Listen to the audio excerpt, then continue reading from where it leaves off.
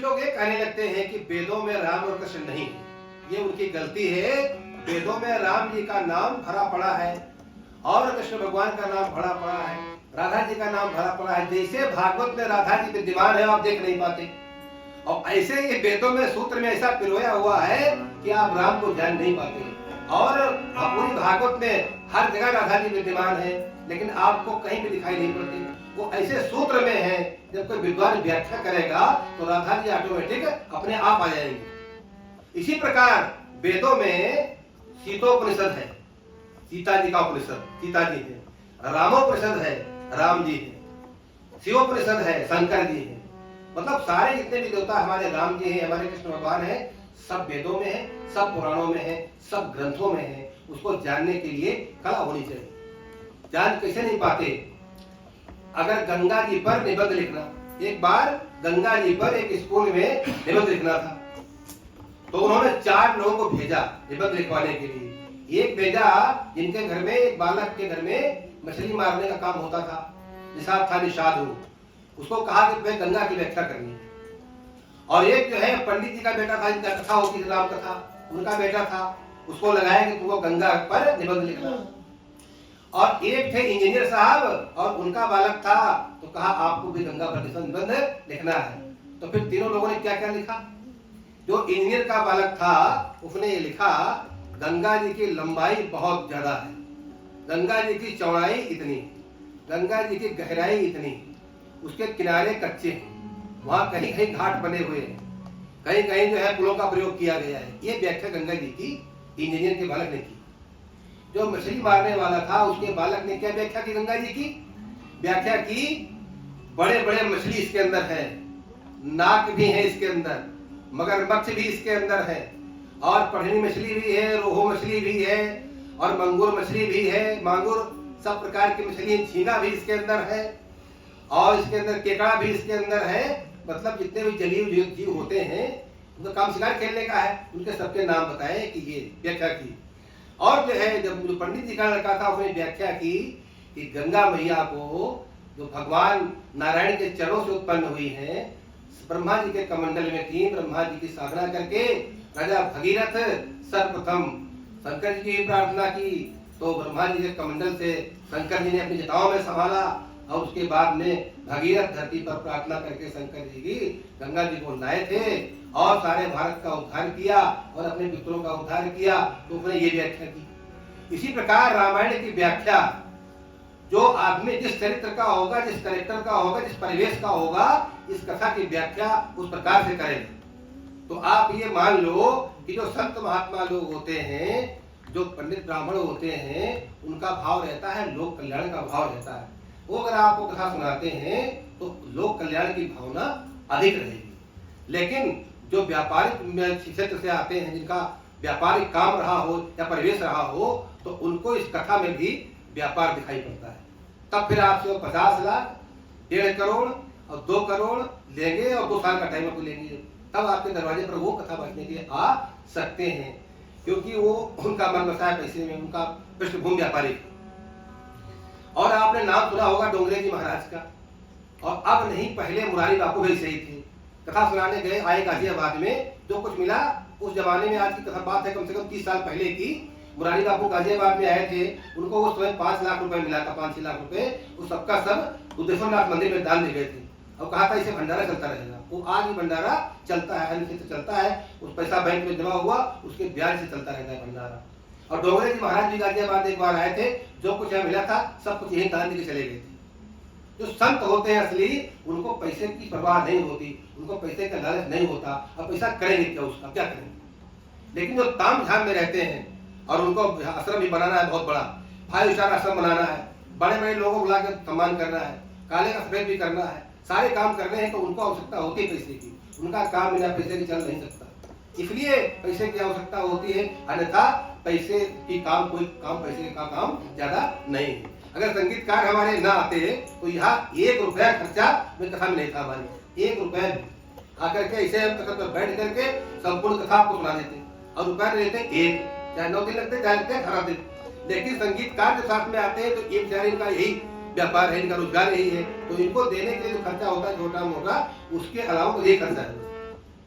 तो आप मान लो कि इसी प्रकार जो भगवान का रामायण की या भागवत की व्याख्या करेगा तो वो अपने परिवेश के हिसाब से करेगा, इसीलिए अर्थ इसके अलग अलग हो जाते हैं। बोलो सियापति रामचंद्र भगवान की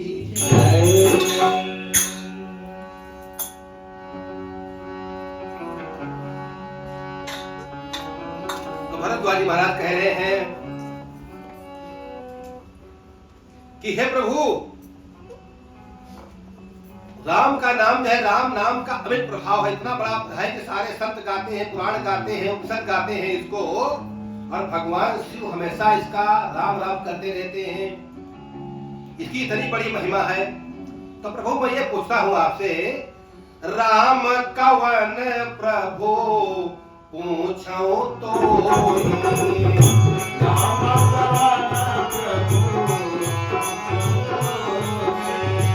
राम कवन प्रभु पूछो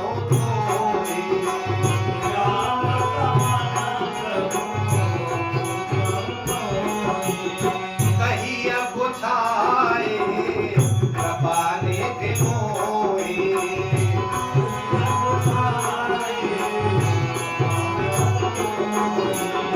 कहिया बुझाए कृपाले मोहि।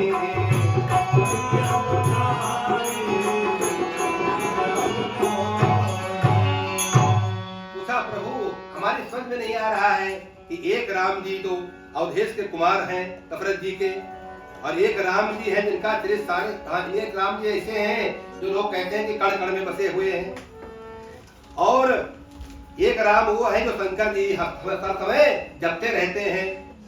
तो प्रभु ये बताओ कि इसमें कौन से राम कैसे हैं और असली राम कौन है, ये बताओ, राम के बारे में बताओ। जबकि राम जी के बारे में सब जानते थे, लेकिन लोक कल्याण के लिए सबको ये मालूम हो जाए कि असली राम कौन है। नहीं जो है कुछ आदमी ऐसे हैं आजकल भी जो कहते हैं, हमारे कुछ सरदार भाई हैं वही कह देते हैं, हम जो है गुरु ग्रंथ साहब में बहुत प्रणाम करते हैं और गुरु गोविंद सिंह को बहुत मानते हैं ज्यादा, क्योंकि धर्म की रक्षा उन्होंने की। तो कुछ लोग आज कह देते हैं कि ये राम का जो हमने कहा तुम्हारे ग्रंथ में जो राम का भी तुम्हारे भी होता है, जो है जपूजी कहते हैं उसको, जपूजी, और उसमें राम राम ही, तो कहा ये राम अलग है वो राम अलग है। तो तुम्हारे राम दशरथ जी वाले हैं ये अलग राम है, और हमारे गुरु ग्रंथ वाले राम है वो अलग राम है। तो इस प्रकार के कई कई लोग जो है राम की व्याख्या अलग कर रहे थे। तो असली राम कौन है इसको याज्ञवल्क्य जी ने से पूछा भरद्वाज जी ने कि मुझे एक बात पता चल जाए कि राम कौन है, तो सब लोग उसी का नाम लिया करेंगे। तो तात सुनो सादर मनुलाई,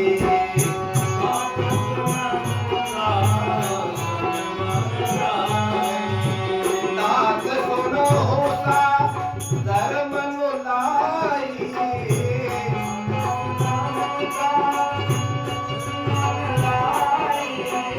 कहूँ राम कहे कथा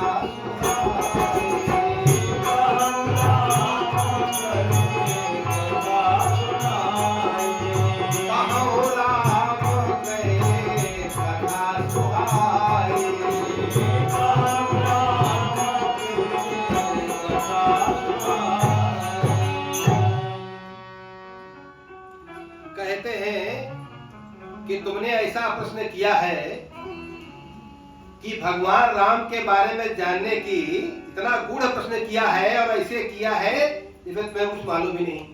अब राम कौन है वो कथा राम जी को बताने के लिए तो पूरी रामायण कहनी पड़ेगी, तब चलेगा ना। पता राम कौन है तो अब मजबूरन उनको याज्ञवल्क्य जी को फिर वहां पर रहना पड़ गया और वहीं पर रुक गए और कथा कहने लगे।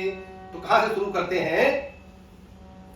कहते हैं एक बार की बात है, शंकर जी और माँ भवानी पार्वती जी बैठे हुए थे एक वृक्ष की छाया के नीचे। तो हमारी भवानी मैया ने उनसे हाथ जोड़ के प्रश्न किया कि प्रभु हमें ये बताओ कि हमारा कल्याण कैसे हो और संसार का कल्याण कैसे हो और कल्याण करने वाला कौन है। और प्रभु सुना है कि जिनका नाम आप लेते रहते हैं प्रभु भगवान राम जी का, तो वो कौन है, कब आए, और क्या क्या चरित्र किए और क्यों किए, और वो परम ब्रह्म परमात्मा थे तो उनको धरती पर आने की जरूरत क्या थी, किस कारण से वो पृथ्वी के ऊपर उनको आना पड़ा, प्रभु ये बताओ मुझे। शंकर जी जो है बड़े प्रसन्न हुए। ये आगे की बात है, एक बार की बात है, पहले जब पार्वती मैया बाद में आई, इसके पहले सती मैया थी। तो सती मैया के बारे में आमतौर पर यही जानते हो कि सती जो है शंकर जी की पत्नी थी और दक्ष की पुत्री थी, इतना ही मालूम है सबको कि, और पति का परिचय और कोई ज्यादा नहीं जानता। सती मैया जो है माँ भवानी, आज दुर्गा महारानी जो है उनका अवतार है सती जी। दक्ष प्रजापति जो ब्रह्मा जी के वरिष्ठ पुत्र थे, उन्होंने 1 लाख वर्ष तपस्या की। आप चौंकना मत, सतयुग में लोगों की उम्र करोड़ों वर्ष की हुआ करती थी, और अब जो है कलयुग में 100 वर्ष की उम्र होती है, 103 हो गई, कुछ 6 पार हो गई। महात्मा लोगों की कभी कभी 250-300 साल हो जाती है, दोराहा बाबा थे 300 वर्ष के थे, इस प्रकार जो है। लेकिन आमतौर पर 100 साल की उम्र मान लीजिए औसत में, लेकिन उस समय जो है करोड़ों वर्ष की उम्र जो है हुआ करती थी। तो एक बार की बात है कि शंकर जी जब सती मैया ने जो है साधना करनी शुरू की भगवान शंकर की, और साधना करते करते लाखों वर्ष से बीत गए, तो भगवान भोले एक दिन आए और उनकी जहाँ साधना कर रही थी उनके पास गए और प्रकट हो गए और पूछा तुम क्या मांगना चाहती हो। तो उन्होंने कहा, दक्ष प्रजापति ने साधना की थी, दक्ष प्रजापति ने मांगा कि हे शंकर जी महाराज, हमें जो है माँ भवानी जो है, माँ भवानी, माँ साक्षात दुर्गा भवानी है जो, वो हमारे घर में अवतार ले। तो माँ पार्वती और शंकर जी दोनों साथ में आए हुए थे उस साधना में। तो माँ पार्वती जी को लगाया, शंकर जी ने लगाया कि जो है जो ये कहते हैं इनकी बात सुनो। दक्ष ने कहा कि आप जो है हमारे यहाँ कन्या के रूप में आ जाओ, या तो कोई आपके समान हो जो मेरे घर में कन्या के रूप में आ जाए, हमारे कोई संतान नहीं है, या फिर आप स्वयं आ जाओ। तो माता जी जो है शंकर जी दोनों लोग उनकी साधना पर इतना प्रसन्न हुए थे कि वरदान देना पड़ा। कहा, माता जी ने कहा, दुर्गा मैया ने, मतलब भवानी जी ने, दुर्गा जी को गलती मत करना, पार्वती वही है, दुर्गा वही है, काली वही है, चामुंडा वही है, जितनी भी 9 देवियां होती हैं ये सब वही है, अलग कोई नहीं है। अलग अलग जब काम करती हैं तो इनका नाम अलग अलग हो जाता है। जैसे कि हमारे बाबूजी बैठे हैं सामने, अगर ये अफसर रहे होंगे, जहाँ इस गद्दी पर होंगे और रिटायरमेंट हो गया तो पहले अफसर लोग कहते होंगे, अपने घर में जब आते होंगे तो इनकी पत्नी कहती होगी हमारे पति हैं, इनके पुत्र होंगे तो कहते होंगे कि हमारे पिता हैं। कभी ये गांव के रहने वाले अगर होंगे तो गांव जाते होंगे तो इनकी जमीन होगी वहां पर, तो लोग खेती कर देखेंगे वहां पर, तो लोग किसान कहते होंगे। और कदाचित अगर इन्हीं को कहीं तबला बजाना भी आता होगा तो जहाँ बजाते होंगे तो लोग उनको उस्ताद कहते होंगे। उस समय व्यक्ति एक ही है और नाम उसके हजारों हो गए। इसी प्रकार पर ब्रह्म परमात्मा जब निर्माण करता है तो ब्रह्मा नाम होता है उसका, जब सेवा करता है तो उसका नाम विष्णु होता है, जब संहार करता है तो उसी का नाम शंकर हो जाता है। ऐसे ही जो है माँ भवानी के इतने नाम है। दुर्गा, दुर्गम नाम के दैत्य का विनाश किया तो उनका नाम दुर्गा हो गया। जब उन्होंने गोरा शरीर छोड़ करके काला रूप धारण किया तो काली हो गई, काल बन गई, राक्षसों का काल बन गई, इसलिए उनका नाम पड़ा काली। इस प्रकार जब जब पार्वती नाम क्यों पड़ा, पर्वतराज की कन्या थी इसलिए उनका नाम पड़ा पार्वती। भवानी नाम क्यों पड़ा, भव कहते हैं शंकर जी को, और भव की पत्नी थी तो उनका नाम पड़ा भवानी। इस प्रकार उनके नाम अनेक हो गए और वो एक ही है। तो वह माँ भवानी दुर्गा जो है दक्ष के घर में एक अंश से अवतार लिया, और अवतार लेने के बाद में उन्होंने बड़ी लंबी साधना की भगवान भोले की। और भगवान भोले जब पहुंचे उनके पास में तो उन्होंने कहा कि क्या चाहिए आपको। तो कहा, प्रभु जो है आप हमारे पति बन जाओ, हमारा पति आपके अलावा दूसरा हो ही नहीं सकता, अवतार हमारा चाहे। जब वो भोले प्रसन्न हुए और उनका विवाह जैसे शंकर जी का पार्वती का विवाह हुआ है ऐसे ही सती मैया का विवाह हुआ था विधि विधान से। तो इनकी कथा शुरू होने जा रही है सती मैया की। एक बार की बात, एक बार त्रेता युग माई,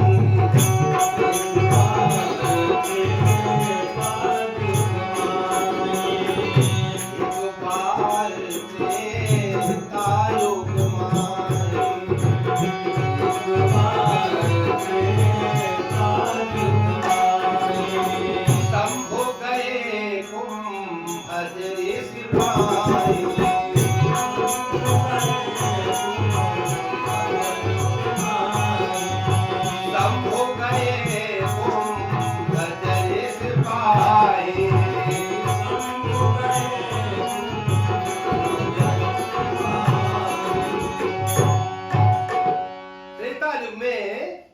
भगवान शंकर जी माँ भवानी के साथ में, सती के साथ में कहा गए अगस्त ऋषि के आश्रम में। कुंभज कहते हैं अगस्त जी को।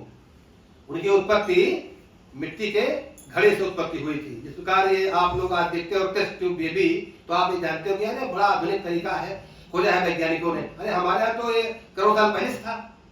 कुंभ में जो है उत्पत्ति हुई थी उनके कलश के घड़े के अंदर, इसलिए उनका नाम पड़ा कुंभज। उनका नाम था अगस्त ऋषि। तो उनका शंकर जी क्या करने गए थे? कथा सुनने के लिए। शंकर जी के बारे में कहा गया है कि शंकर जी ने स्वयं जो है रामायण की रचना की है। रच महेश निज मानस राखा और पाए सुसमो शिवासन भाखा। तो शंकर जी ने स्वयं जो है रचना की है इसकी, तो उनसे बड़ा ज्ञानी कौन होगा? लेकिन यह बात भी सत्य नहीं है। एक बार की बात है, भगवान परम परमात्मा भगवान राम जी, उन्होंने लीला करने के लिए अपनी स्क्रिप्ट, अपना चरित्र स्वयं लिखा कि मुझे क्या क्या करना है। और पूरा लिखने के बाद में भगवान भोलेनाथ को सौंप दिया, क्योंकि जो सबसे नजदीक व्यक्ति होता है अपनी कोई प्रिय वस्तु सबसे पहले उसी को दिखाएगा। तो भोलेनाथ भगवान राम जी के सबसे प्रिय भक्त है और भोलेनाथ के सबसे प्रिय भक्त है राम जी। तो राम जी ने वो स्क्रिप्ट दिखाई भोलेनाथ जी को। तो भोलेनाथ जी ने देखा, बड़े प्रसन्न हुए। और स्क्रिप्ट लिखी जाती है पहले सूक्ष्म में, छोटा, फिर विस्तार किया जाता है उसका। तो भोलेनाथ ने उसका विस्तार किया अपने मन के अंदर, तो नाम पड़ गया मानस। अपने मन के अंदर जो है उसका विस्तार किया भोलेनाथ ने।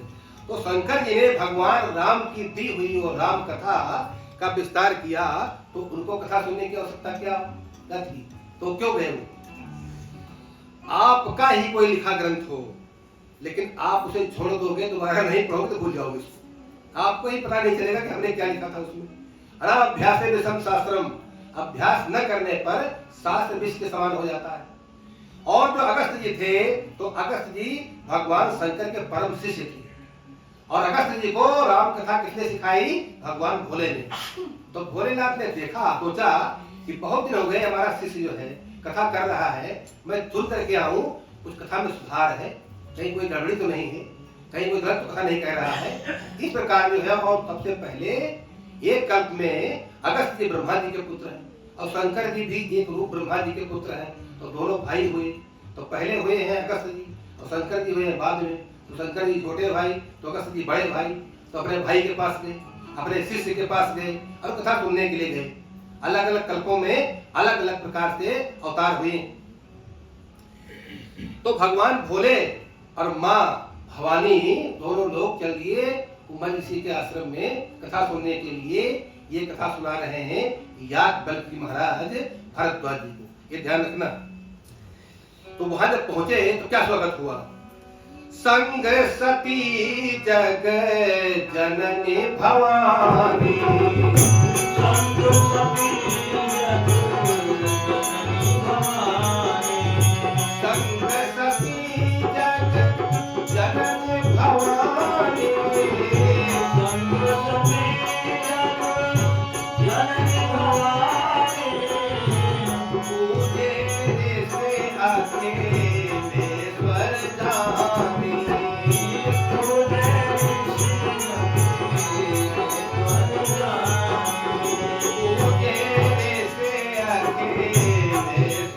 जानी,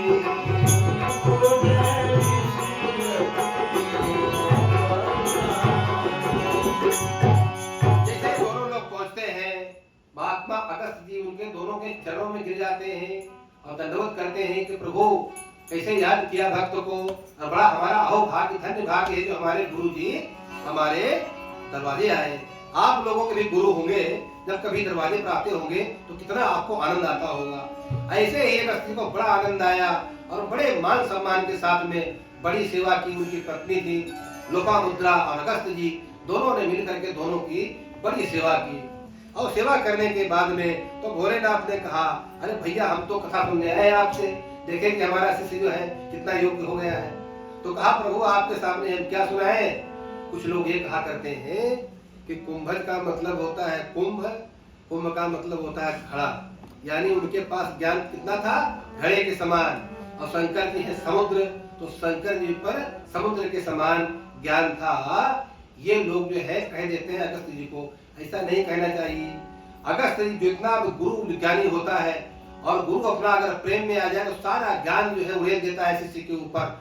अगर योग इसी से मिल जाए तो रामकृष्ण परमहंस जी ने, विवेकानंद जी मिल गए उनको, तो सारा ज्ञान बोल दिया उनके आगे। इसी प्रकार जो है भगवान भोलेनाथ ने अगस्त जी को अपना सारा का सारा ज्ञान जो है उनकी सेवा से प्रसन्न होकर के दे दिया था। इसके अलावा अगस्त जी इतने महान थे और इतने ताकतवर थे, आप सुनेंगे।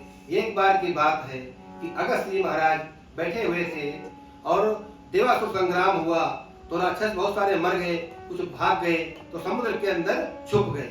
और छुपने के बाद में रात में निकल आए और आश्रमों में जाकर के ऋषि महात्माओं को खा जाए। जब आधे ऋषि महात्माओं को खा लिया, जब कम पड़ने लगी संख्या तो सोचा ये लोग खा जाएंगे। तो पता लगा, तो जब देखा तो गए अगस्त जी के पास, कहा महाराज आप बताओ। अगस्त जी ने आंख बंद करके ध्यान से देखा और उन राक्षसों का हाल जान लिया।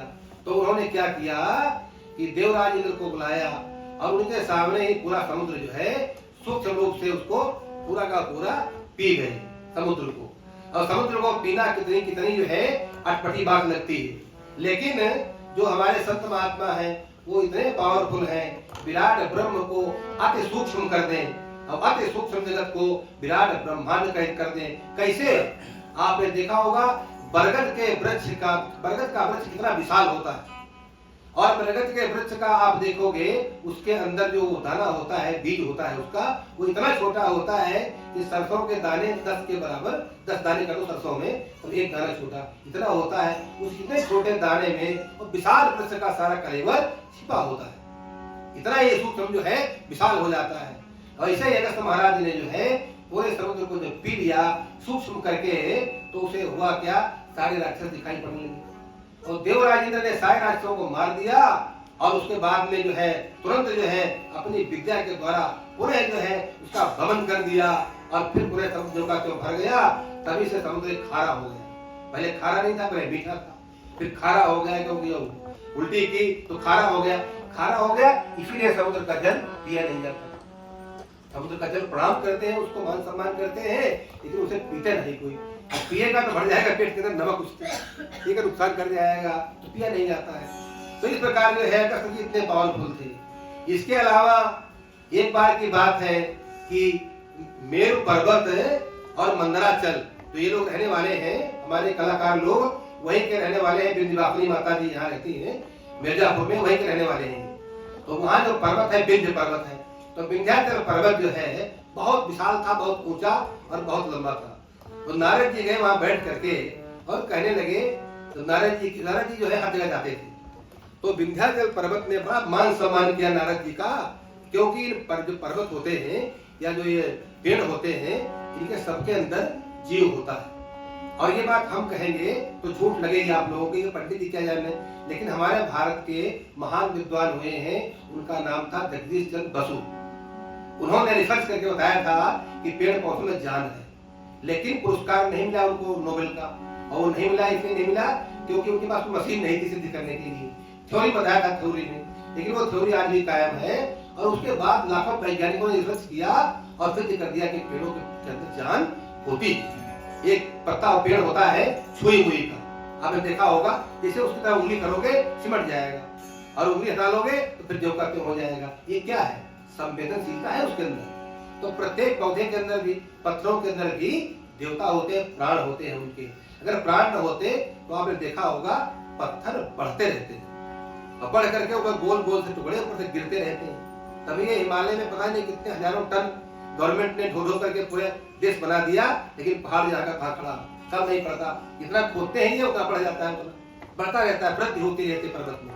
इसलिए सिद्ध हो गया कि पेड़ों पर्वतों में भी जो है जान है। तो जो है कहने लगे, नारद जी कहने लगे कि आप इतने ऊंचे विशाल तो हो, लेकिन तुम्हारे यहाँ आता कोई नहीं है। मैं वहां गया था मेरु पर्वत के ऊपर, वहां तो विष्णु भगवान भी आते हैं, शंकर जी चले जाते हैं टहलते हुए, सारे देवता आते हैं, भगवान सूर्य भी परिक्रमा करते हैं मेरु की, और तुम्हारे यहाँ कोई नहीं आता। यानी तौहीन कर दी उनकी कहने में। लेकिन इस प्रकार की बात जो है नहीं कहनी चाहिए। ये नारद जी ने शिक्षा दी है कि हमने कहा उसका रिएक्शन क्या हुआ। रिएक्शन देखिए कितना बड़ा रिएक्शन हुआ इस बात का, जरा सी तौहीन की, उसको क्रोध आ गया और मंदराकाल इतना बढ़ा कि आकाश तक पहुंच गया और ढक लिया सूर्य को। कहा रास्ता ही नहीं मिलेगा, सूर्य जहां का तहां रहेगा। एक बात ध्यान रखना आप लोग, जिस प्रकार ये पृथ्वी चक्कर काटती है सूर्य के आसपास, इसी प्रकार सूर्य चक्कर काटता है अपने महासूर्य के आसपास। जो महासूर्य है वो चक्कर काटता है उसके ऊपर जो है उसके। इस प्रकार सब लोग चक्कर आखिर में किसका काटते हैं? परब्रह्म परमात्मा का। वहां तक बात पहुंच जाती है। तो सूर्य को जो है वहीं पर सूर्य की गति होती है, सूर्य की गति को रोक दिया विंध्याचल पर्वत ने। तो क्या हुआ, एक तरफ रह गया पृथ्वी जो के तो रुक गई, उसके बाहर से तो जो घूमी नहीं, तो अमेरिका में अंधेरे रह गया, तो भारत में उजाले रह गया। एक तरफ अंधेरा रह गया तो एक तरफ उजाला रह गया, और जो है लोग जो है क्षुब्ध हो गए और सब कार्य बंद हो गए। बिना सूर्य के बिना कोई जीवन नहीं है। लोग मरने लगे, देवता त्राय त्राय करने लगे। भगवान शंकर जी के शरण में गए। शंकर जी ने कहा मुझे इतना टाइम भी नहीं जो हम जा करके उसकी प्रार्थना करें, जाकर पहाड़ की, मंदराचल की, आप बिंद पर्वत की। तो तुम एक काम करो, तुम अगस्त जी हमारे शिष्य हैं जो रहते हैं काशी में, उनके पास चले जाओ और वो तुम्हारा कल्याण करेंगे। सारे देवता हुए भागे वहां से, स्वर्ग छोड़ करके और धरती के ऊपर आए, अगस्त जी के चरणों में गिर पड़े और कहा महाराज कल्याण करो। कहा क्या कल्याण करें? कहा सूर्य के बिना सारा काम संसार का बंद हो गया है, अब क्या करें? सूर्य की गति रोक दी है विंध्य पर्वत ने। तो अगस्त जी ने कहा कि मेरी इच्छा तो नहीं हो रही थी काशी छोड़ने की, लेकिन अब आपकी इच्छा भोलेनाथ की यही है, उन्होंने भेजा है तो मैं छोड़ दूंगा। तो वो चले और विंध्याचल के पास जब पहुंचे तो विंध्याचल उनका शिष्य था, वो चरणों में झुक गया। तो पूरा समुद्र ये पहाड़ तब लंबा लंबा लेट गया, जो आज भी लेटा हुआ है। अगस्त जी ने कहा कि हम तुम्हारे शिखर इतने ऊंचे हैं, हम तुमको पार करके वापस नहीं आ पाएंगे, तो जब तक हम ना हुए तब तक तुम पड़े रहो और हम लौट करके आएंगे। तो विंध्याचल अपने गुरु के सम्मान में आज तक पड़ा हुआ है, दोबारा उठ नहीं पाया। तभी ये जो है लाखों किलोमीटर में लंबा चौड़ा पूरे भारत में विंध्य पर्वत जो है विंध्याचल फैला हुआ पड़ा हुआ और दोबारा उठा नहीं हुआ। तो जो है इस प्रकार जो है कुंभज ऋषि जो है अगस्त महाराज ने जो है पर्वत को भी झुका दिया था, यानी जो जड़ को भी चेतन कर दे, इतनी शक्ति जो समुद्र को पी सकता, इतने महान थे अगस्त जी। एक बार सारे ऋषियों को दो राक्षस खा गए, उनका नाम था आतापी और वातापी। उनका काम क्या था कि ब्राह्मणों को भोजन करे, ऋषियों को बुलावे अपने घर, और एक जो है सूक्ष्म रूप में ब्राह्मणों के शरीर में अन्न के द्वारा घुस जाए, और घुसने के बाद में और अंदर जो दूसरा बुलावे कि कहाँ हो भैया वातापी, और ताई और पेट फाड़ करके निकल आवे और ऋषि मर जाए और उनको खा जाए। इस प्रकार लाखों ऋषियों को खा गया जब, तो एक बार जो है अगस्त ऋषि को न्योता दे दिया उसने, कहा हमारे यहाँ जो है हमारे श्राद्ध है तो आपको आना है। और श्राद्ध में कोई योग्य ब्राह्मण हो और श्राद्ध में न्योता कोई देने जाए उसको, अगर मना कर दे तो पाप लगता है। तो अगस्त जी जब विद्वान पुरुष थे, मना कैसे करें? वहां गए तो वातापी जो था सूक्ष्म रूप में अन्न के रूप में उनके पेट में घुस गया। उसके बाद जो है अगस्त जी जान गए ध्यान से, उन्होंने उसको पेट में ही नष्ट कर दिया, जला के राख कर दिया, बचा गए। तो वातापी चिल्ला रहा, अरे भैया वातापी। तो अगस्त जी ने कहा अब वातापी गया, अब कहीं नहीं रहा, हमारे पेट में बच गया, अब तुमने लाखों महात्माओं को खाया है, अपने क्रोध से जला करके उनको राख की ढेरी बना दी, और दोनों राक्षस आतापी और वातापी मारे गए और महात्माओं को आनंद हो गया। ऐसे प्रतापी कुंभज ऋषि थे, उनको खाली कुंभ घड़ा का ज्ञान कहना ये बात अच्छी नहीं।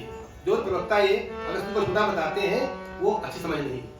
शंकर जिसके पास भगवान शिव चल के जा रहे हैं वो कितना महान होगा। अगर जिसके पास विष्णु भगवान साक्षात आते हैं या हमारे भगवान कृष्ण चल के जाते हैं जिसके पास में, वो कितना महान होगा। और मीराबाई के पास और सूरदास जी के पास तो भगवान कृष्ण स्वयं चल करके आते थे। तो ये लोग कितना महान थे, इनको साधारण कभी कहना ये मूर्खता होगी, ये अच्छा नहीं होगा। तो इसी प्रकार वहां पहुंच गए और बड़ा मान सम्मान हुआ। तो कहा भैया कथा सुनने आए हैं, तो जो है बहुत प्रेम से बैठ करके कथा दोनों ने सुनी। अब ये कुछ लोग कहते ये हैं कि शंकर जी ने सुनी और पार्वती मैया ने सती मैया ने कथा नहीं सुनी। ये बात केवल गलत है। आगे ही रामायण की चौपाई में बताया गया है, जब पति जी ने पूछा कि प्रभु आप परब्रह्म परमात्मा है, सारा संसार आपको पूजता है, तो आप किसको प्रणाम कर रहे हो? जब राम जी खोज कर रहे थे सीता जी की और ये कथा सुनकर के उधर से आ रहे थे, तो भगवान राम जी जो है खग और मृग से जंगलों में पूछ रहे थे कि सीता कहाँ है। तो माँ सती ने देखा तो कहा प्रभु आपने इनको प्रणाम किया, तो ये कौन है? ठीक है, तो आगे बात आती है। तो शंकर जी ने कहा अरे अभी जिनकी कथा तुम सुन करके आई हो ये वही है। तो यदि कथा सुनी न होती शंकर जी के साथ में तो शंकर जी ये कैसे कहते कि जो सुन करके अभी आई हो वही है? तो ये क्यों कहते? अगर पति जी कहीं और घूम रही थी और कहीं बैठी थी तो कथा नहीं सुनी तो शंकर जी से पर ब्रह्म परमात्मा इतने पर ब्रह्म ज्ञानी हो वो कैसे कहते थे, झूठ कैसे कहते हो कि आपने कथा सुनी है? इसे सिद्ध हो रहा है ये कि कथा दोनों ने सुनी प्रेम से। तो कथा जो है बहुत दिन तक सुनी और सुनने के बाद में शंकर जी ने कथा सुनाई भी। शंकर जी कथा कहने के बड़े शौकीन है। देखा हमारा शिष्य जो है बड़ा योग्य है तो कहा बेटा ऐसा है तुम परम ज्ञानी हो लेकिन हमारी इच्छा ये है कि थोड़ा तुमको भी हम और ज्ञान दे दें।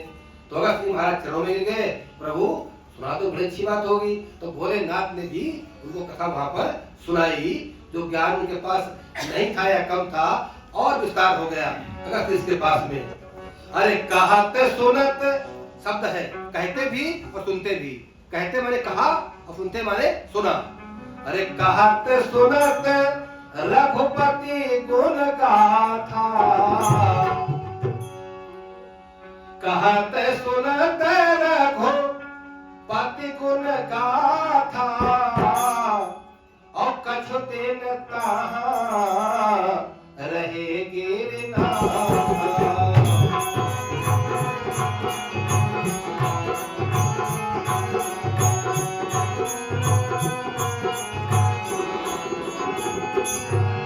कछु दिन तहाँ रहे गिरनाथा।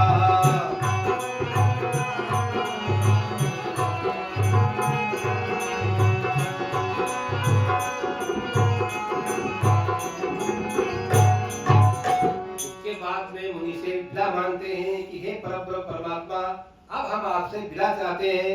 कहा परमात्मा के समान जो है भगवान तो भोलेनाथ ऐसा है कि जो कथा वाचक के सामने बैठा है उनका शिष्य जो कथा सुनी तो भोलेनाथ नीचे बैठे और कुंभल ऋषि ऊपर बैठे।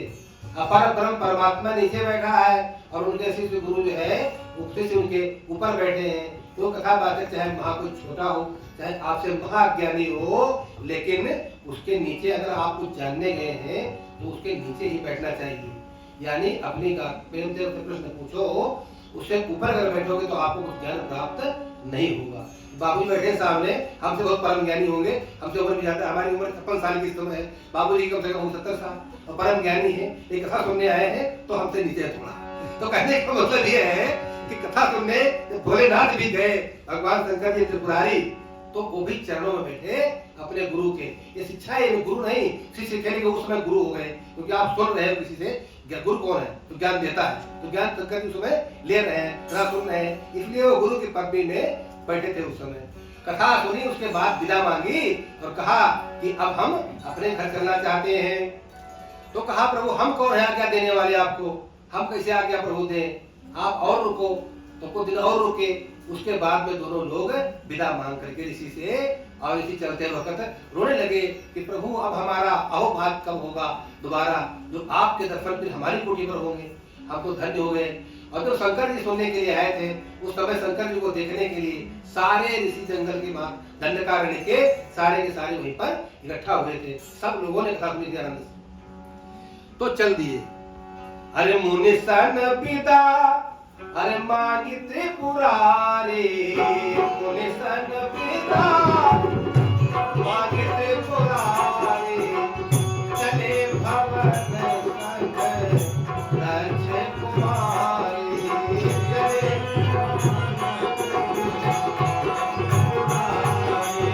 चले भवन संग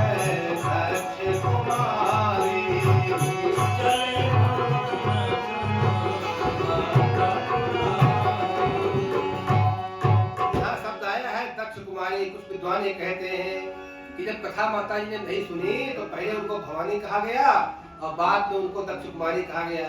ये बात सही नहीं हो सकती कभी। तुलसीदास जी जैसा आदमी तो परम ब्रह्म परमात्मा भगवान भोले की कथा से शुरुआत करते हैं और माँ भवानी कथा से शुरुआत करते हैं वो भला उनको दक्ष कुमारी कैसे लिखते। लेकिन जब कोई शब्द बार बार आता है तो लिखा जाता है पर्यायवाची शब्द होते हैं। एक शब्द के, एक नाम के, कुछ लोग होते हैं कि कई नाम होते हैं, तो पर्यायवाची शब्द नामों में अलग अलग जगह पर अलग अलग नामों का प्रयोग किया जाता है। और बार बार भवानी लिखा जाए तो पुनरावृत्ति होने का दोष लग जाता है। इसलिए किसी भी कविता में कोई चौपाई, कोई पंक्ति, कोई शब्द बार बार दोहराया नहीं जाता। इसलिए यहाँ पर दक्ष कुमारी लिखा, ऐसी भावना नहीं थी उनकी। तो रास्ते में आ रहे थे तो क्या देखते हैं कि उसी समय जो है त्रेता युग चल रहा था और भगवान राम जी लीला कर रहे थे। और उस समय सीता जी का हरण हो चुका था। तो हरण होने के बाद में भगवान राम जी और लक्ष्मण जी सीता मैया को खोज रहे थे और उधर से भोलेनाथ और माँ भवानी सती आ रही थी। तो क्या राम जी कह रहे थे उस समय, अरे हे खग मृग हे मधुकर से तुम देखी सीता मृग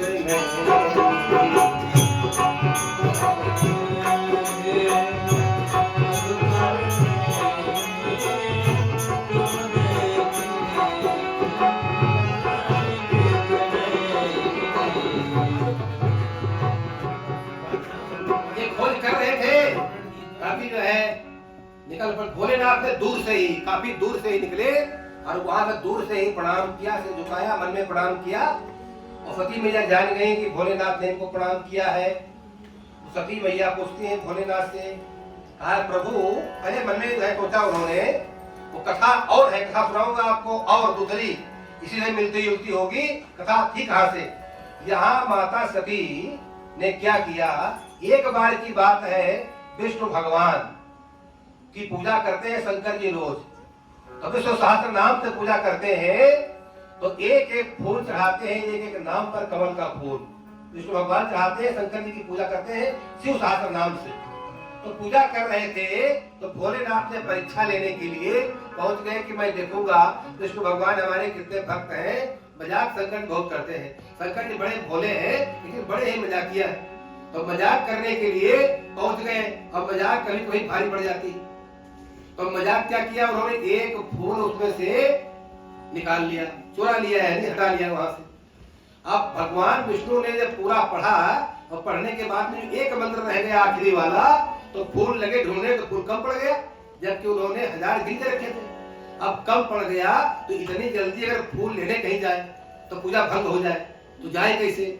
और अगर चढ़ाओ ना तो पूजा भंग हो जाए, क्योंकि प्रतिज्ञा कर रखी थी उन्होंने कि मैं 1000 फूल रोज चढ़ाऊंगा। जिसे आप लोग व्रत करते हैं, व्रत माने प्रतिज्ञा कि आज मैं अन्न नहीं खाऊंगा, तो आप लोग नहीं खाते हैं। इसी प्रकार उन्होंने प्रतिज्ञा की थी। तो प्रतिज्ञा नारायण कैसे पूरी हो। तो भगवान ने ध्यान से देखा तो कहाँ देखा, वेदों में गए, वेदों में कि हम रास्ता निकाले, जहाँ रास्ता न मिलता हो तो आप शास्त्रों की तरह मुड़ जाओ, आपको उत्तर मिल जाएगा। भगवान ने विष्णु देखा कि हमें सब लोग कहते हैं कमल नयन, हमारी सब प्रार्थना करते हैं तो हमारी आंखों को उपमा देते हैं कमल के समान। तो कमल तो हमारी आंख ही है। विष्णु भगवान ने अपना एक धनुष से तीर निकाला और निकाल के एक आंख और चढ़ा दी भोलेनाथ को और पूरी हो गई और आंख से खून की धार चल पड़ी बह चली। अब भोलेनाथ ने देखा तो व्याकुल हो गए और तुरंत जो है दौड़ करके और आंख पर हाथ लगाया तो आंख जो की त्यों हो गई। भगवान के नेत्र खुले तो उनसे कहा कि जो आज तुम जो मांगना हो हमसे वो मांग लो। भगवान नारायण ने कहा भोलेनाथ हम कोई मांगने के लिए पूजा थोड़ी करते हैं आपकी, हमें कोई स्वार्थ का भाव थोड़ा है। कहा नहीं, आज आपको मांगना पड़ेगा, आपसे हम बहुत प्रसन्न हैं। तो कहा ठीक है। तो उन्होंने क्या कहा कि आज के बाद तुम हमारे इष्ट हो जाओ। जबकि भोले इष्ट मानते थे विष्णु भगवान का, विष्णु भगवान ने मान लिया कि तुम बन जाओ इष्ट। अब कोई आदमी, कोई सेवक आपका हो और वो जो है ये वरदान मांग ले कि जो है आपका सेवक जो है आप बन जाए स्वामी और आप बन जाओ सेवक, ये अगर मांग ले तो कितना उल्टा लगेगा। तो भोलेनाथ के इष्ट है विष्णु भगवान, और मांग लिया कि भोले स्वयं बन जाए इष्ट। अब तो भगवान जो है प्रसन्न हो गए और भगवान शंकर जी को वरदान वो देना पड़ा। भगवान भोले बहुत दुखी हुए और बहुत दुखी थे। अब क्या करें, तो घर आए तो सती मैया ने देखा कि भोले क्यों दुखी हैं। और पतिव्रता पत्नी जो होती है उसका कार्य ये होता है कि उसका पति दुखी न हो। साम दाम दंड भेद कुछ भी करना पड़े लेकिन पति उसका सुखी रहे, ये महिलाओं का कर्तव्य हमेशा रहा है और आज भी है। बहुत जगह हमने देखा है कि महिलाएं आखिरी तक जो कर्तव्य निर्वहन करती हैं, जो उनका कर्तव्य है। उसी कर्तव्य को निर्वहन करने के लिए माँ भगवती ने कहा, भोले आप क्यों दुखी हैं? तो भोले ने बताया सारा किस्सा। तो कहा चिंता मत करो, अवसर आने पर मैं पुनः विष्णु भगवान को आपका इष्ट बना दूंगी, ये आपसे वादा रहा। और सती कभी झूठ नहीं बोलती थी, इसलिए इनका नाम था सती। सत्य पर चलने वाली को सती कहा जाता है। असत्य का आचरण न करे और झूठ बोले तो सती वो नहीं हो सकती।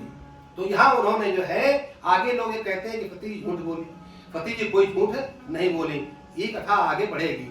तो सती मैया जो है, देखा कि भोलेनाथ ने प्रणाम किया तो कहा प्रभु सारा संसार आपको प्रणाम करता है, आप किसे प्रणाम कर रहे हैं? भगवान भोले ने कहा तुम जिनकी कथा सुन के आई हो ये परब्रह्म परमात्मा है, मैं इन्हीं को प्रणाम कर रहा हूँ। तो कहा प्रभु मुझे, अब उन्होंने जो है सोचा यहाँ अवसर है पुनः भोलेनाथ को विष्णु भगवान का शिष्य बनने का और भगवान विष्णु को इष्ट बनाने का, क्योंकि भगवान विष्णु भगवान राम का अवतार, भगवान राम उन्हीं के अवतार है, भगवान नारायण के अवतार है। तो कहा अब मौका है, इसमें अवसर है, तो ऐसा काम करना चाहिए। यदि शंकर जी हमारा त्याग कर दें तो आंख से पत्नी अलग कीमती होती है। अगर किसी से ये कह दिया जाए कि तुम्हारी एक आंख निकाल ले या तुम्हारी पत्नी को उठा ले जाए, तो कोई अच्छा आदमी होगा तो यही कहेगा भैया आंख हमारी निकाल लो, ये पत्नी को हमारी न ले जाओ। पत्नी की है ज्यादा आंख से कीमती होती है, उसका बड़ा मान सम्मान होता है। इसलिए कहा, सती ने सोचा अगर हमारा त्याग कर दिया भोलेनाथ ने तो भगवान विष्णु को मजबूरन इनको वरदान देना पड़ेगा, और जब वरदान त्याग कर देंगे हमारा, जब त्याग कर देंगे तो वरदान उनको देना पड़ेगा। अब वरदान देंगे तो भोलेनाथ यही मांगेंगे तुम हमारे इष्ट बन जाओ और हमारा पति प्रसन्न हो जाएगा। तो ध्यान कर लो, भारतीय नारी का अपना जीवन उन्होंने दांव पर लगा दिया अपने पति के लिए। अब क्या करते हैं सती जी, उन्होंने कहा कि मुझे जो है ऐसा लग रहा है भोलेनाथ कि परब्रह्म परमात्मा की वहां कथा में सुन करके आई हूँ, तो परब्रह्म परमात्मा और ये जो है पेड़ों से पूछ रहे हैं, वृक्षों से पूछ रहे हैं, ये माता जी ने नाटक किया, क्योंकि सब नाटक ही हो रहा है। भगवान भोले नाटक ये कर रहे हैं कि सब कुछ जानते हैं, भगवान विष्णु है, परम भक्त है, लेकिन वहां गए इसलिए नहीं कि वहां नाटक चल रहा है, भगवान लीला कर रहे हैं, तुम कैसे जाओगे उसमें? नाटक में शामिल होने के लिए पात्र बनना पड़ेगा आपको। तो भोलेनाथ ने कहा अगर हम कहीं फंस गए जाकर के इसमें तो पता नहीं कब तक नाटक चले, तो हमारा काम बंद हो जाएगा। तो वो नहीं गए। तो माता जी ने सोचा मौका अच्छा है, इसमें जाना चाहिए। तो उन्होंने कहा भोलेनाथ मुझे तो ऐसा नहीं लग रहा है कि परब्रह्म परमात्मा जंगल में ढूंढते फिरेंगे, हाथ करेंगे। तो अगर हाथ नीचे का इनको इतना ही नहीं पता है कि हमारी पत्नी कहाँ है, तो ब्रह्म कैसे हो सकते हैं? तो ब्रह्म नहीं है, तो आपने प्रणाम क्यों किया? अब आपने प्रणाम किया इसका मतलब ब्रह्म है, क्योंकि आप सत्य प्रणाम तो नहीं करोगे, सत्य हो तो को संशय है मुझे। तो कहा, तो भोलेनाथ ने कह दिया कि अगर तुमको संशय है तो तुम जाकर के इनकी परीक्षा ले लो। उन्होंने स्वीकार नहीं किया माता ने कि मैं परीक्षा लेने जा रही हूँ, लेकिन माता जी ने अवसर था अच्छा, वो चल दी। जाने के बाद में उन्होंने सोचा कि आज बड़ा अवसर है, हमारी उम्र भी पूरी होने वाली है, क्योंकि धरती पर जो जन्म लेता है मरता है, भोलेनाथ तो अमर है, इनको तो कहीं मरना है नहीं, हमारी उम्र ही पूरी होने वाली है, करोड़ साल बीत गए हैं मुझको। तो अब पर ब्रह्म परमात्मा हमारे सामने पहली बार मिल रहा है, तो इससे मिल लो, इससे बड़ा हमारा सौभाग्य क्या होगा? जो कुछ होगा देखा जाएगा। और वो पर ब्रह्म परमात्मा के दर्शन करने के लिए पास में चली गई। और जाने के लिए भगवान राम जी और लक्ष्मण जी कर रहे थे लीला। तो लीला कर रहे थे, तो आपको उसमें घुसना है तो आपको लीला करनी पड़ेगी, यानी पात्र आपको बनना पड़ेगा नाटक का। आपका कोई मित्र हो और नाटक कर रहा हो और आप जाना चाहते हैं मिलने, तो आप जा नहीं सकते। जब नाटक खत्म होगा, वो बना राजा हरिश्चंद्र, तुम कैसे घुस जाओगे मंच पर? वो जब नाटक खत्म होगा तब बाहर आएगा, तब मुलाकात होगी। और आपको जल्दी मिलना है तो आप कोई रोल लो और पहुंच जाओ, कालू भंगी बन जाओ और वहां पहुंच जाओ और हरिश्चंद्र को जाके वहां अपने मरघट पर जो है नौकर रख लो जाकर के, तो आपका मिलाप हो जाएगा वहां। ऐसे जा नहीं सकते।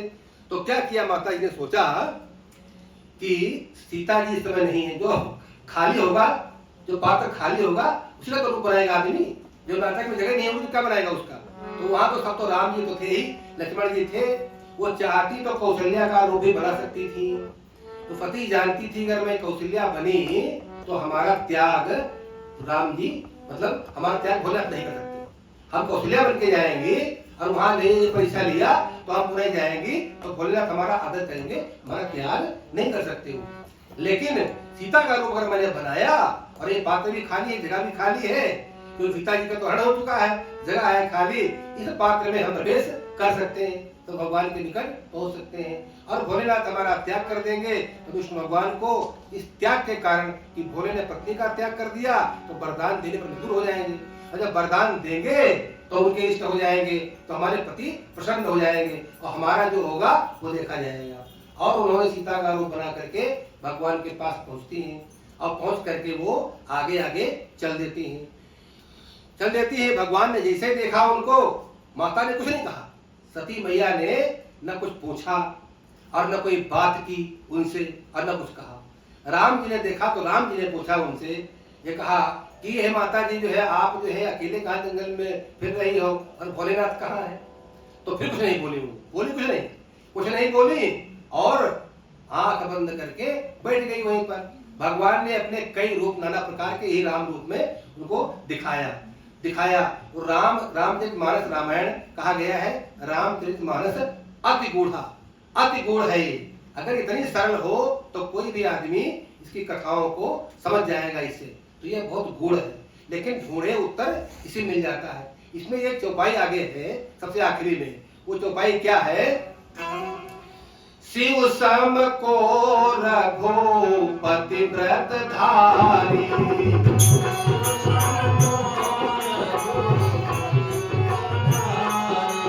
शिव सम को रघुपति व्रत धारी,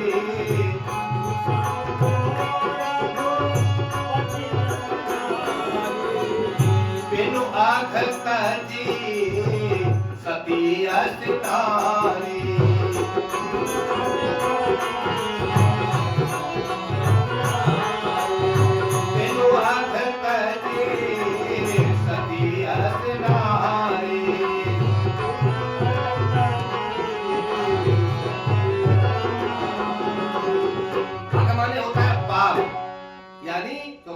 गोस्वामी जी कह रहे हैं कि शंकर जी के समान भगवान राम का प्रिय कोई नहीं हो सकता। बिना पाप के ही सती जैसी महान नारी का उन्होंने त्याग कर दिया। और ये लिखा है नहीं असत्य संपातक पुंजा, अगर कोई झूठ बोले तो पाप का पहाड़ उसके ऊपर लग जाता है। तो सती जी अगर झूठ बोलती तो पाप का पहाड़ लग जाता उनके ऊपर, तो बिन वगतजी सत्य नारी चौपाई गलत हो जाती, वहां पर सत्य नहीं होती। तो इसलिए आप शुरुआत से लेकर आखिरी तक अब तारतम्य में आपको करना है। एक गहरा समुद्र है, अब मोती ढूंढ करके आपको लाना है कि आप नीलम या मोती या हीरा कैसे निकालना है आपको रत्न गर्भा से, ये आपके ऊपर है कि आप कितना जो है दिमाग अपना दौड़ा सकते हैं। तो यहाँ माता जी जो है सीता का रूप बनाया और बैठ गई और राम जी इतना आगे बढ़ गए। कोई परीक्षा होती है दो प्रकार की, एक परीक्षा होती है लिखित और एक होती है मौखिक। तो यहाँ शंकर जी की और माता जी की न कोई मौखिक न कोई राम जी ने उनसे कोई प्रश्नोत्तर हुआ, न माता जी ने कुछ पूछा। तो परीक्षा लेने माता जी गई थी तो परीक्षा की हुई, तो परीक्षा की हुई तो कौन पूछता है? पूछता है परीक्षक। तो माता पति ने कुछ नहीं पूछा रामचंद्र जी ने।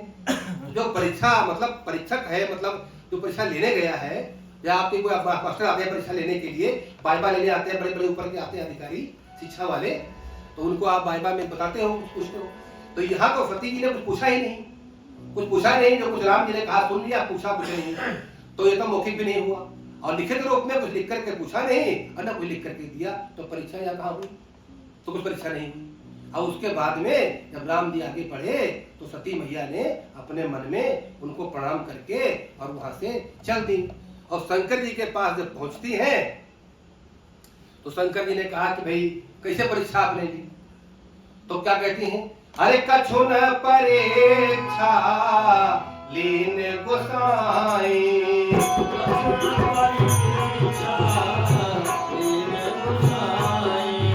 किन प्रणामो तुम्हारे नाई,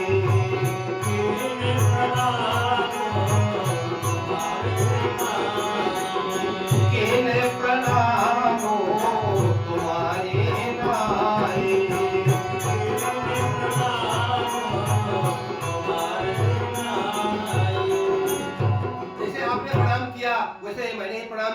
और किया भी उन्होंने था, परीक्षा तो हुई ही नहीं कुछ। तो शंकर जी ने कहा, आंख बंद करके देखा शंकर जी ने, तो तब शंकर देखे उधर जाना और सती जो कीन शरीर तब जाना, तो देखा कि पिताजी का रूप इन्होंने बनाया।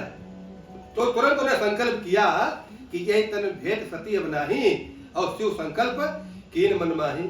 उन्होंने कहा कि जो है अब जो है इस तन से अगर पति की भेंट हम करेंगे तो हमारे इष्ट परम ब्रह्म परमात्मा भगवान नारायण उनकी पत्नी का रूप बनाया, तो ये हमारी माँ का स्वरूप हो गई, तो पत्नी कैसे रह सकती है हमारी। तो उन्होंने शंकर जी ने त्याग दिया, जबकि त्यागना नहीं चाहिए। क्यों त्यागना नहीं चाहिए? अरे नाटक में कई जो है देखा है मैंने कि कई रिश्तेदार आपस में जो है कोई पत्नी बन गई कोई पति बन गया, और नाटक में करने आते रहते नाटक करने वाले, तो लड़के पहले बनते थे, अब लड़कियां बनती हैं हीरोइन। पहले नाटक में लड़के ही लड़कियों का रोल लगाते थे। तो ये मैंने देखा है कि बाप बन गया रावण और उसका लड़का बन गया मंदोदरी, तो क्या वो पति पत्नी हो गए? क्या नहीं हुए ना, क्योंकि लीला में ये बात मानी ही नहीं।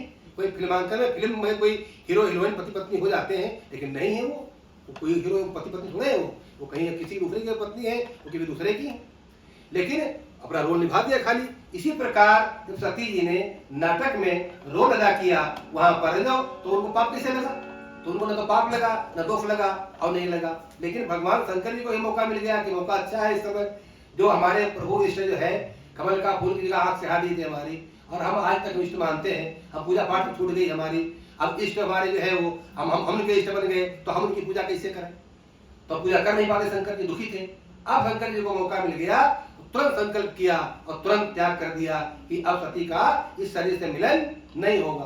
और वही भगवान नारायण जो है प्रकट हो गए भोलेनाथ के सामने, और भोलेनाथ ने देखा और उनको जो है वरदान देगा, भोलेनाथ अब तुम्हें क्या चाहिए?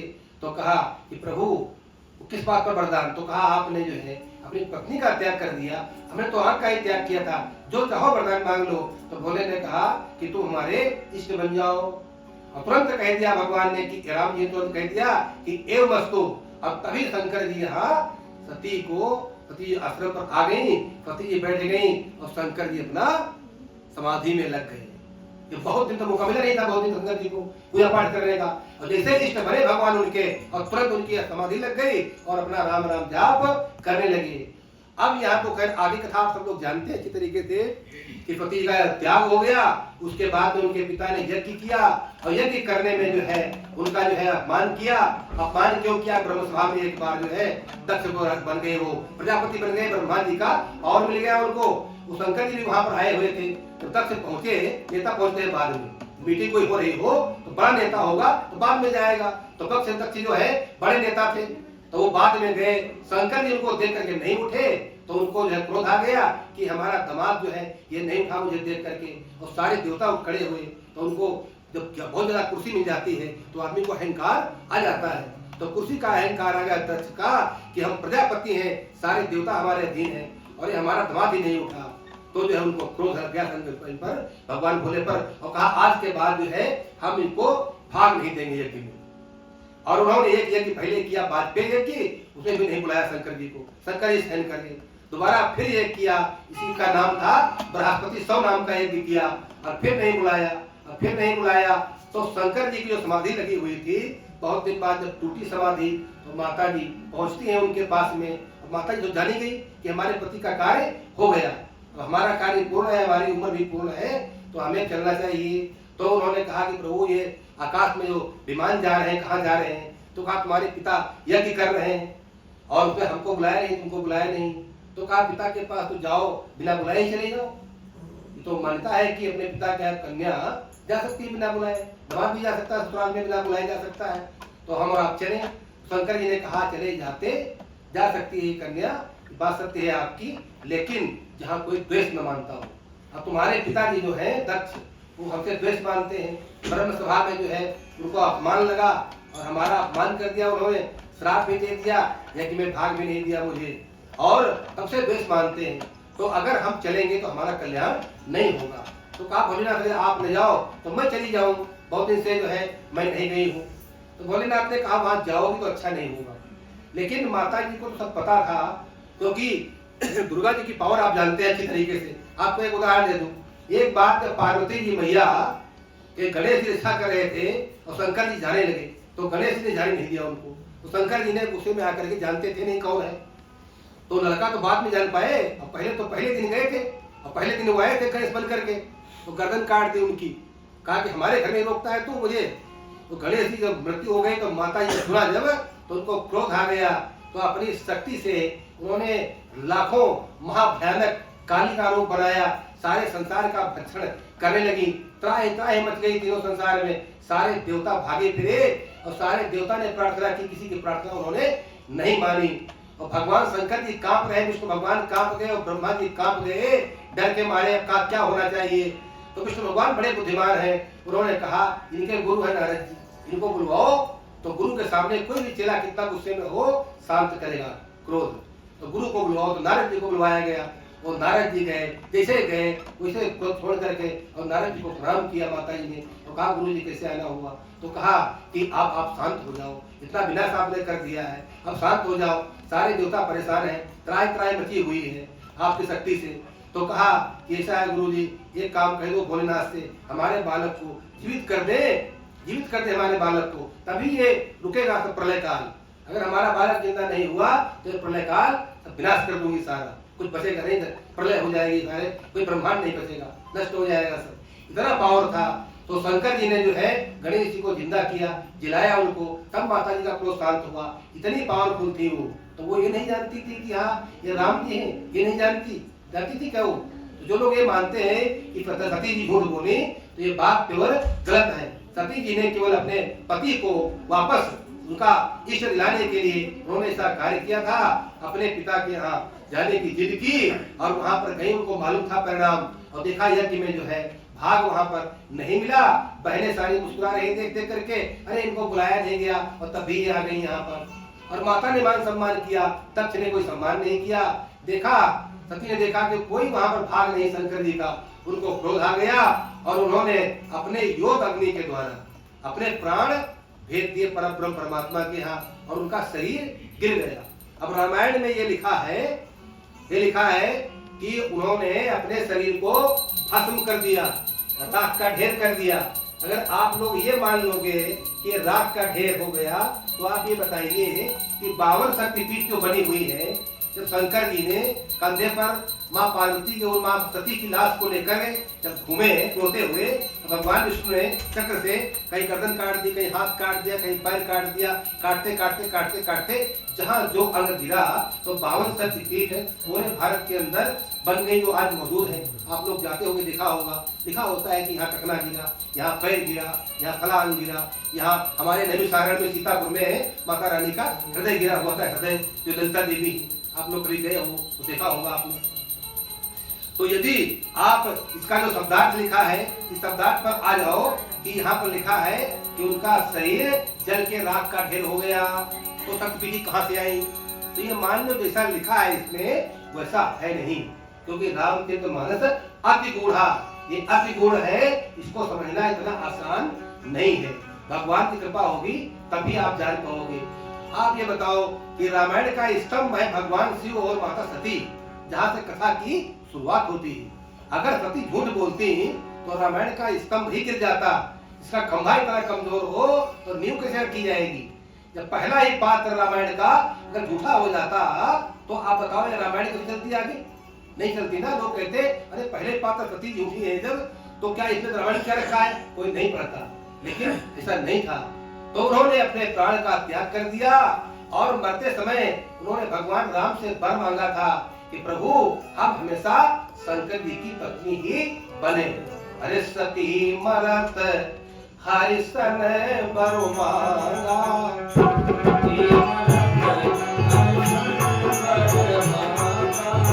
सती मरत हरिशन वर मांगा,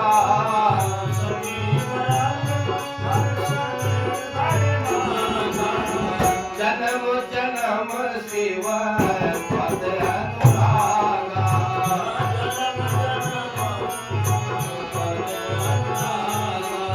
जन्म जन्म सेवा पद अनुरागा।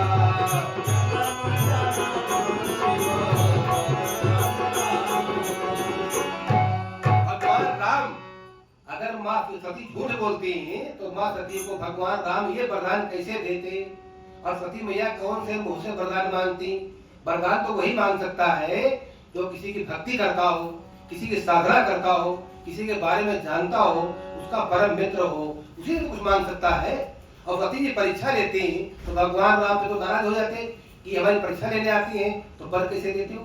वरदान देने का क्या मतलब? वरदान तो तब मिलता है जब सेवा की जाए, उसको किया जाए, प्रेम किया जाए, भगवान की साधना की जाए, तपस्या की जाए, तब वर मिलता है। और सती मैया ने जैसे ही मांगा ये और वैसे ही जो है भगवान राम ने उनको आशीर्वाद दिया और वही हिमगिरी के यहाँ पार्वती के रूप में अवतरित हुई।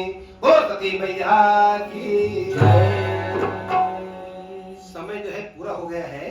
एक सुंदर भजन और आपको सुनिए, उसके बाद आरती करेंगे।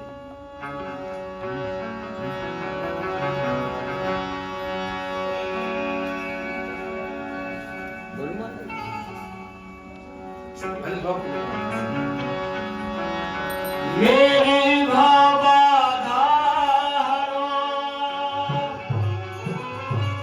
श्री राधा नागर सोय, जागन की जाय पर श्याम हरे के होय।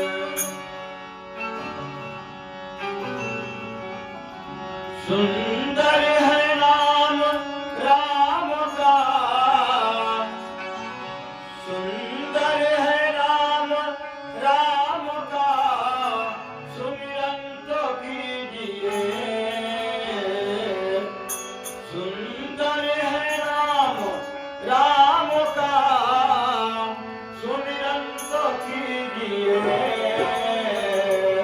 संतन के संग में बैठ कर, संतन के संग में बैठ कर हरि नाम लीजिए। संतन के संग में बैठ कर हरि नाम लीजिए।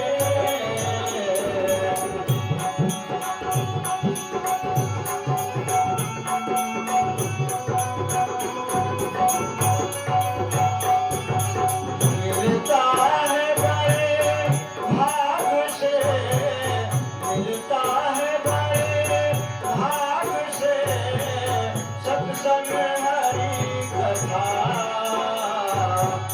गुरुदेव के चरणों में, गुरुदेव के चरणों में अनुराग कीजिए।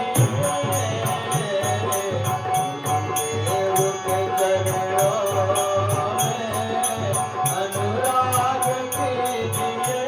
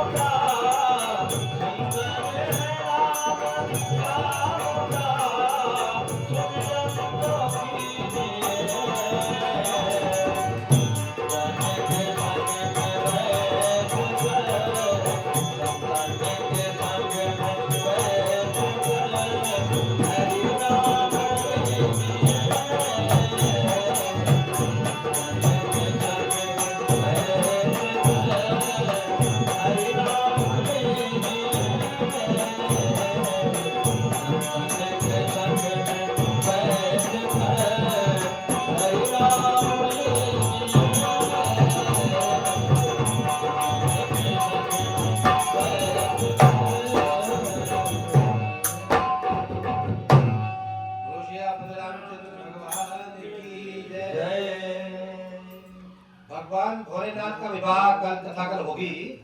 बहुत सुंदर कथा है, भगवान भोलेनाथ का विवाह। आप लोग समय से आ जाएंगे तो विधि विधान से कथा आपको सुनने को मिलेगी। बड़ा सुंदर अवसर प्राप्त हुआ है। भगवान की आरती होगी, सभी लोग खड़े हो जाए और प्रेम से आरती में शामिल हो।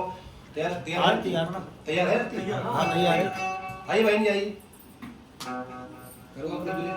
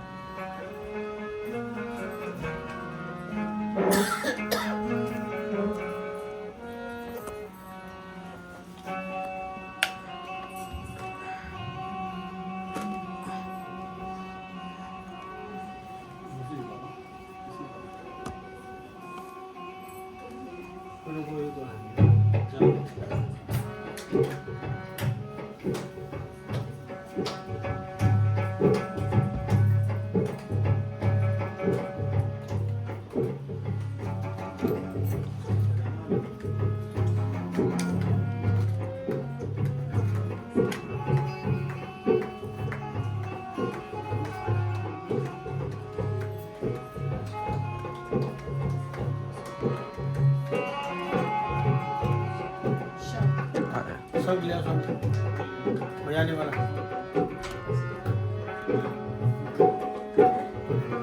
काय बात बजाने वाला बजाने वाला। ओम जय जगदीश हरे जय जगदीश हरे भक्त जनों के संकट भक्त जनों के संकट क्षण में दूर करे। ओम जय जगदीश हरे आवे फल